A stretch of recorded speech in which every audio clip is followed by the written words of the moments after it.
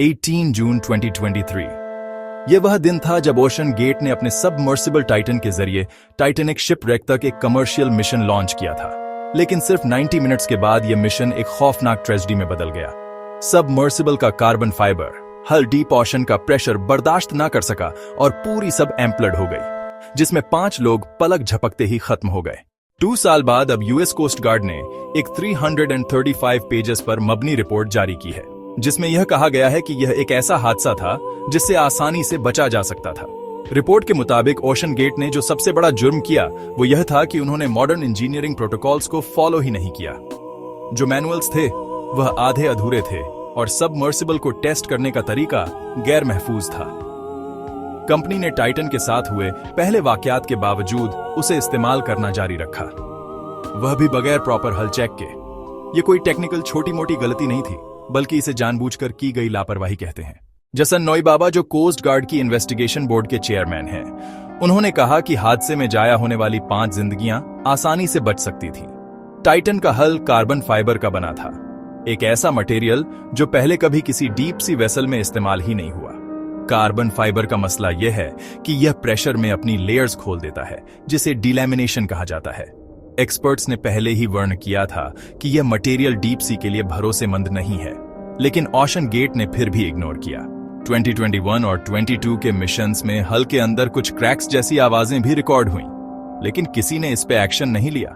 Rob McCullum, जो ocean gate के पहले कंसल्टेंट रह चुके हैं, उन्होंने कहा कि यह मैथमेटिकली सर्टेन था कि यह किसी ना किसी दिन फेल होगा, बस मालूम नहीं था कि कब। ओशन गेट के सीईओ स्टॉकन रश, जो इस हादसे का शिकार हुए, वह ना सिर्फ पायलट थे बल्कि लीड इंजीनियर और सेफ्टी ऑफिसर भी थे। यह एक इंसानी और सिस्टम फेलियर का मिक्सचर था। जब पावर कंसंट्रेटेड होती है और चेकएक्स एंड बैलेंस नहीं होते तो नतीजा टाइटन जैसा होता है। रिपोर्ट में यहां तक भी कहा गया है कि अगर रश जिंदा होते तो उनके खिलाफ क्रिमिनल चार्जेस रिकमेंड किए जाते। उनका अप्रोच यह था कि सर्टिफिकेशन इनोवेशन को रोकती है।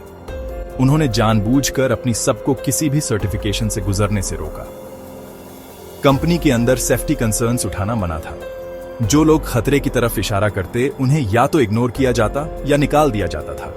2018 में ऑपरेशंस डायरेक्टर को सिर्फ इसलिए फायर किया गया क्योंकि उसने सबमर्सिबल की सेफ्टी रिपोर्ट स्टॉकन रश को दी थी। रश ने कहा, तुम्हारा कंजर्वेटिव अप्रोच मेरी विजन के अगेंस्ट है। यह मैसेज क्लियर था, अगर आपने सेफ्टी की बात की तो जॉब चली जाएगी। टाइटन सबमर्सिबल इतनी हाईटेक होने के बावजूद इसे चलाने के लिए एक मॉडिफाइड प्लेस्टेशन कंट्रोलर यूज किया गया और पायलट के मैनुअल्स बिल्कुल अधूरे थे। कुछ मैनुअल्स में सेक्शंस टू बी डिटरमाइंड लिखा गया, जिसका मतलब था कि अभी तक कुछ फाइनल नहीं है। ऑपरेशन मैनुअल्स में डीप सी मिशन के लिए सिर्फ 4 पेजेस दिए गए थे। यह एक मजाक था, मगर उस मजाक ने 5 लोगों की जान ले ली। इसके अलावा सबमर्सिबल और सरफेस शिप के दरमियान कम्युनिकेशन टेक्स्ट मैसेजेस से होती थी, और वह भी डिले के साथ। जहां real time voice communication industry का स्टैंडर्ड है, वहीं ओशन गेट ने यह सिस्टम सिर्फ पैसा बचाने के लिए नहीं लगाया। इन्वेस्टिगेशन में यह बात भी सामने आई कि कंपनी सख्त फाइनेंशियल क्राइसिस से गुजर रही थी। 2023 में एम्प्लॉइज से कहा गया कि वह सैलरी कुछ टाइम के लिए छोड़ दें, बाद में मिल जाएगी। रिपोर्ट में यह इंकशाफ हुआ है कि स्टॉकन रश अपने पर्सनल फंड से कंपनी को चला रहे थे। ऐसे स्टाफ कम होता गया और इन एक्सपीरियंस्ड इंजीनियर्स को कॉम्प्लेक्स सबमर्सिबल डिजाइन की जिम्मेदारी मिलती रही। एक फॉर्मर डायरेक्टर ने कहा कि यह सबमर्सिबल हाई स्कूल प्रोजेक्ट जैसा था और टीम भी उसी लेवल की थी। ओशन गेट की टाइटन ट्रेजेडी सिर्फ एक टेक्निकल फेलियर नहीं थी, यह लीडरशिप, सिस्टम और सबसे ज्यादा इंसानी जिद का फेलियर था। स्टॉकन रश ने एक मर्तबा कहा था कि सेफ्टी फजूल की बात होती है, किसी न किसी मोड़ पर आपको रिस्क लेना ही पड़ता है।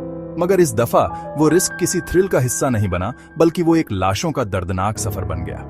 अगर दुनिया ने इस रिपोर्ट से सबक ना सीखा तो अगला टाइटन कहीं और, किसी और फॉर्म में, किसी और स्टॉकन रश के जरिए फिर तबाह हो सकता है।